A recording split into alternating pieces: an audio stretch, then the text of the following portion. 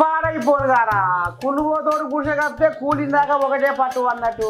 అమ్మా మేము ఎలక్షన్ల ముందర ఇచ్చిన 6 గ్యారెంటీలు నెరవేర్చినవని కాంగ్రెస్ వాళ్ళు కథ చెప్పుకొస్తుంటే ఇక 10 పచ్చాలు లేదు లేదు అని పచ్చేసి పట్టుకునే అంటున్నారు. ఏందో ఇందా పాడి ఇలా పంచాలి.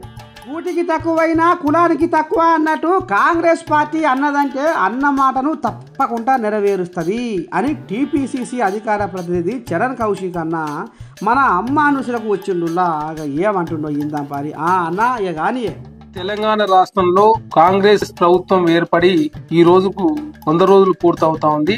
100 రోజులు పూర్తవుతున్న సందర్భంగా తెలంగాణ రాష్ట్రంలో కాంగ్రెస్ పార్టీ ఇచ్చిన గ్యారంటీలు అన్ని కూడా చెప్పిన మాట ప్రకారం మాట కట్టుబడి ఉంది తెలంగాణ రాష్ట్రంలో కాంగ్రెస్ ప్రభుత్వం. దానిలో భాగంగా కాంగ్రెస్ ప్రభుత్వం 500 రూపాయలకే సిలిండర్ ఇస్తా ఉన్నాం.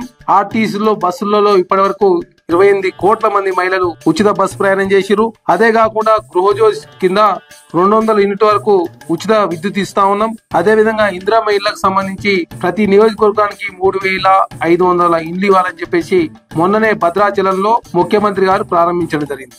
అదే కాకుండా తెలంగాణ రాష్ట్రంలో కాంగ్రెస్ ప్రభుత్వం ఏర్పడిన తర్వాత 10 లక్షల రూపాయలు ఆరోగ్యశ్రీ కింద ఇస్తా ఉన్నారు. అదే కాకుండా ప్రతి మండలానికి ఒక ఇంటర్నేషనల్ స్కూల్ ఉండాలని చెప్పేసి కాంగ్రెస్ ప్రభుత్వం ఆనాడు ఎలక్షన్ హామీలో ప్రకటించి బడ్జెట్ లో కూడా ప్రతి మండలానికి 100 కోట్లు ఇచ్చే విధంగా ఆల్రెడీ బడ్జెట్ లో నిధులు కేటాయించుకోవడం జరిగింది.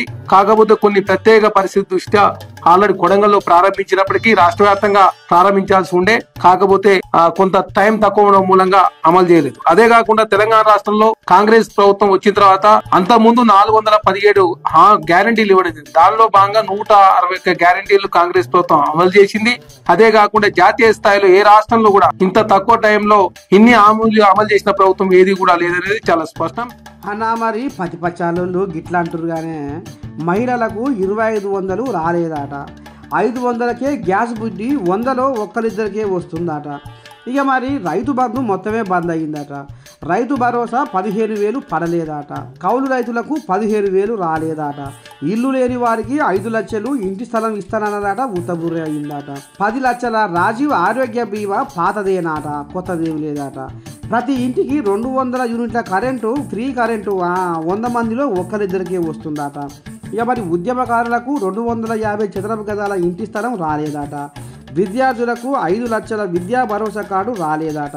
ప్రతి మండలంలో తెలంగాణ ఇంటర్నేషనల్ స్కూల్స్ ఊసేలేదట. చేయుత కింద 4,000 పింఛన్ రాలేదట. ఇక వ్యవసాయ కూలీలకు 12,000 ఏడాదికి ఇస్తామన్నట, ఉత్తబుర్రి అయ్యిందట. మీ కాంగ్రెస్ వాళ్ళను ఈ రకంగా బదనాం చేస్తున్నారు కానీ మరి బీఆర్ఎస్ వాళ్ళు చూడాలి. మరి పార్లమెంటు ఎలక్షన్లలో జనాలు మరి ఎటు ఒరుగుతారో ఏం కదో అని ఒకటే గుసగుస పెట్టుకుంటున్నారు అని